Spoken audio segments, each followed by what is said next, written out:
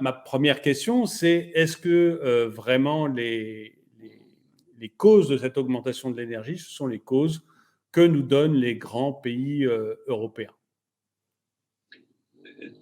Tout d'abord, il ne faut pas parler de l'énergie au singulier, mais au pluriel, parce qu'il y a toutes sortes d'énergies et leur prix ne se détermine pas de la même façon et n'évolue pas de la même façon. Et on peut toujours trouver un exemple pour prouver n'importe quoi et son contraire.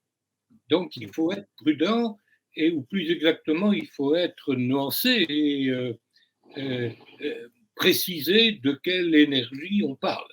Il n'y a pas euh, une augmentation globale de toute l'énergie dans le monde.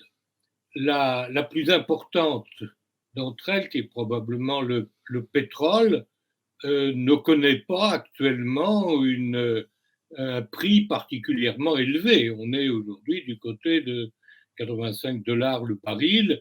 On a, au cours des 20 dernières années, connu des 110, 120, ou même qu'on a atteint 140 à un moment. Donc, c'est vrai d'un côté. D'un autre côté, on a les prix de l'électricité dans beaucoup de pays en Europe qui sont 5 ou 10 fois plus élevés qu'ils n'ont jamais été.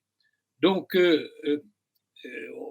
il faut être discriminant quand on parle et préciser de quoi on parle. Alors, ceci dit, qu'il faut garder en tête et qui est important, c'est vrai, comme vous le dites, que les gouvernements, et en particulier le nôtre, ont tendance à désigner des coupables qui ont pour eux le grand avantage qu'ils n'y sont pour rien et que ces coupables-là les exonèrent totalement, ce qui est plus confortable pour eux.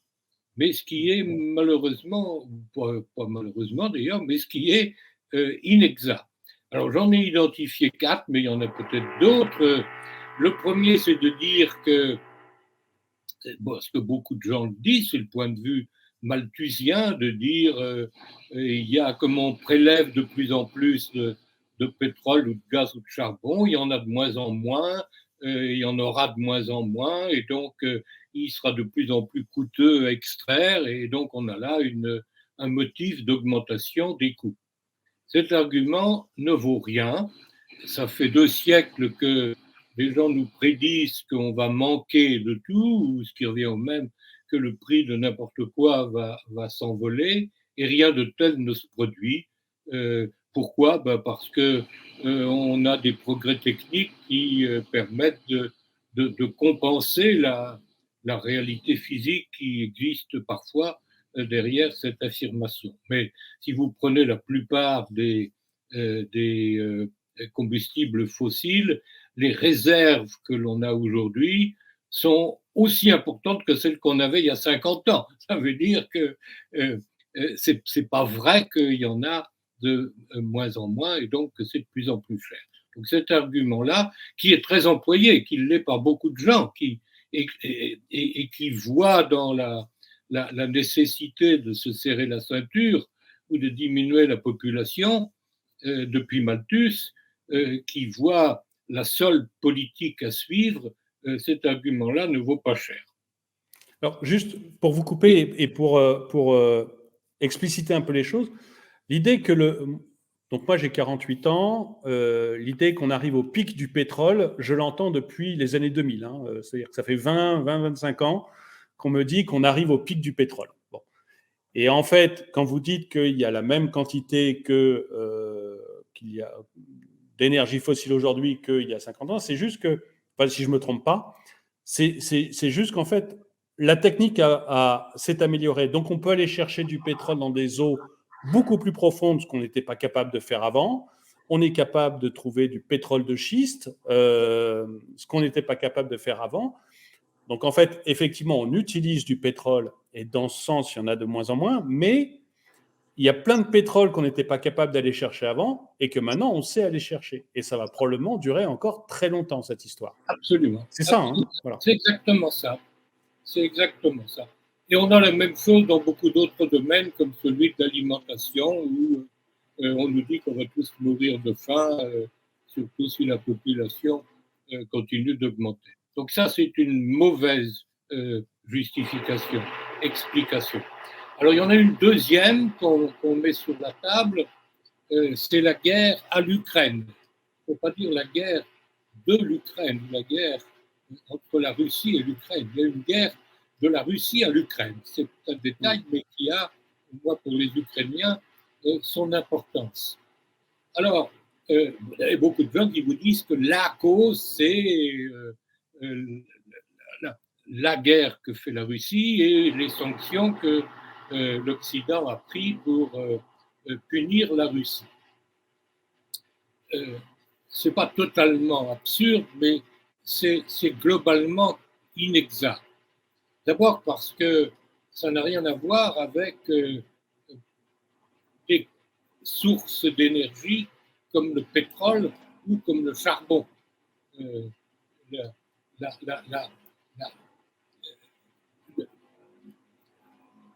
n'y a pas de crise du prix du pétrole ou de crise du prix du charbon. Ça a un impact, cette guerre a un impact sur le gaz, au moins le gaz qui se déplace, qui est déplacé, transporté par oléoduc, ce qui était le cas du gaz qu'utilisait l'Europe, qui était du gaz de Russie, qui venait par oléoduc. Parce qu'il y a deux formes de gaz. Il y a le gaz gazeux qui se transporte comme ça par oléoduc pour pas très cher. Et puis il y a le gaz liquide qui est le même qui a été liquéfié, ce qui coûte de l'argent, et qui est transporté par bateau sur de très très longues distances, avec comme double inconvénient que ça coûte cher de le liquéfier et que ça coûte cher de le déliquéfier ou de le regazéifier à l'arrivée. Ça, c'est le gaz qu'on achète actuellement aux États-Unis. Ou au Qatar. Ou au Qatar.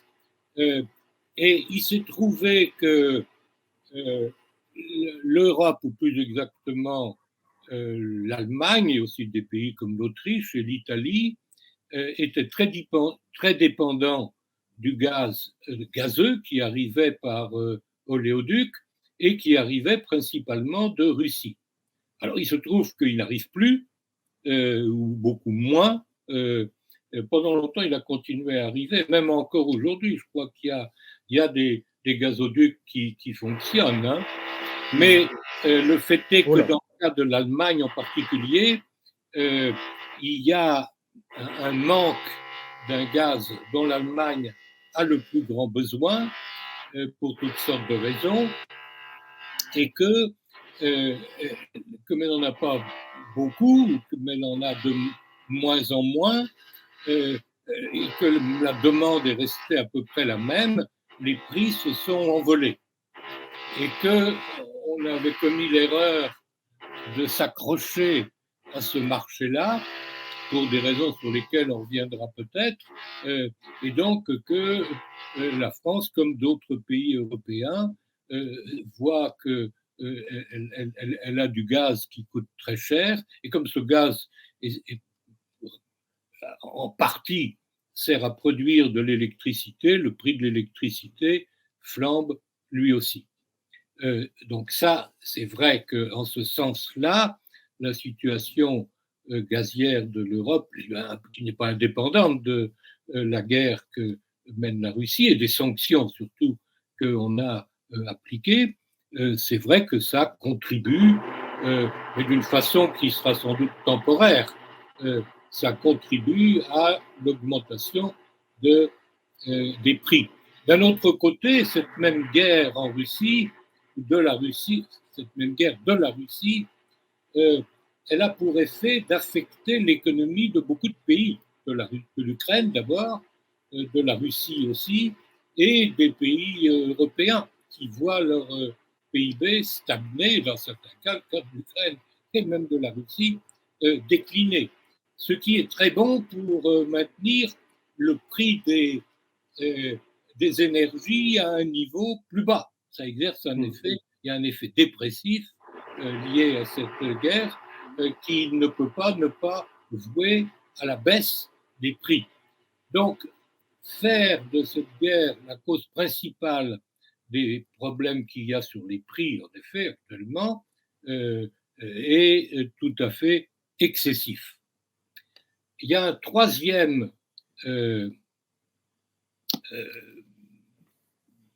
accusé, c'est le cartel pétrolier,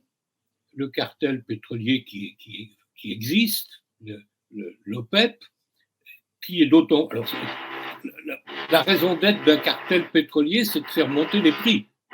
C'est de faire monter les prix en freinant la production, de façon à ce que si la demande reste la même, eh bien, les prix, évidemment, s'élèvent.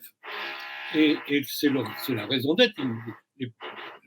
L'OPEP ne se cache pas qu'il a envie de vendre le pétrole de ses membres le plus cher possible pour augmenter la rente qu'il a. Donc, c'est pas, ça se fait ouvertement. C'est pas un manigancé dans un coin. C'est ce que font tous les cartels. Sauf que, en fait, ces cartels ont toujours beaucoup de difficultés à réussir à faire ça, parce qu'il y a toujours un membre du cartel qui, en cachette, va se mettre à vendre. Quand ils se mettent d'accord pour réduire leur production, et il y en a toujours un ou deux qui trichent, et puis il y a tout un tas de gens qui ne sont pas membres du dit cartel. Et comme le cartel n'a pas énormément de moyens, il ne peut pas envoyer l'armée chez les gens qui trichent pour les punir, dans beaucoup de cas, les cartels n'arrivent pas à leur fin. Heureusement pour les consommateurs, oui. Ah, je ne vous entends plus. Voilà, ça. Donc, c'est que l'OPEP ait envie d'augmenter les prix, ça c'est sûr, c'est normal, c'est le contraire qui serait étonnant. Encore que le principal membre de ce cartel, qui est l'Arabie Saoudite, a compris que ce n'est pas son intérêt de tuer la poule aux œufs d'or et d'avoir des prix trop élevés qui vont inciter tous ses clients à se passer de pétrole et à utiliser d'autres façons de faire. Et de toute façon, l'expérience des 40 dernières années montre que l'OPEP ne parvient pas à faire obtenir des prix très élevés très longtemps. Lorsque les prix sont très bas, ils arrivent à les élever un petit peu, et puis c'est à peu près tout ce qu'ils arrivent à faire. Donc, voir dans l'OPEP, en fait maintenant c'est l'OPEP+, parce que la Russie est devenue membre de l'OPEP. Mais même l'OPEP+, n'est jamais parvenu et ne parvient pas vraiment à peser d'une façon considérable sur les prix. Donc, c'est pas raisonnable de dire qu'on a là la cause de ce qui se produit. Enfin, il y a un dernier accusé qui est la Covid. La Covid a servi d'explication à tout ce qui se produit depuis 2 ans à propos de tout. C'est la faute au Covid, qu'il y a quelque chose qui ne va pas. C'est la faute au Covid. Alors, bien entendu, les prix élevés, c'est la faute au Covid. Ça, c'est complètement idiot parce que le Covid, s'il a eu une action, ça a été de diminuer la production dans beaucoup de pays, à commencer par dans tous les pays du monde d'ailleurs, et en particulier en France. Et qui dit production qui diminue, dit demande de pétrole qui faiblit et prix du pétrole qui tend à baisser. Donc, de ce côté-là, la Covid devrait. Alors, on dit qu'il y a eu un rebond. Évidemment, il y a eu un rebond, mais on n'est même pas au niveau où on était en termes de PIB, d'activité économique, où on était en 2019, avant la Covid. Et donc, c'est pas sérieux de rendre la Covid responsable de cette hausse des prix de l'énergie. L'intérêt de tous ces faux coupables, c'est que ça exonère les gouvernements de toute responsabilité. C'est pas moi, c'est les autres. C'est les autres. Oui, j'en ai souvent parlé, mais c'est exactement ce qu'on a vu lors de l'inflation aux États-Unis dans les années 80, où Nixon insistait, et le premier directeur de la Fed insistait sur le fait que c'était pas leur faute, c'était l'OPEP, c'était Oui. les ouvriers, les syndicats, c'était tout le monde, mais c'était ni le gouvernement ni la Fed.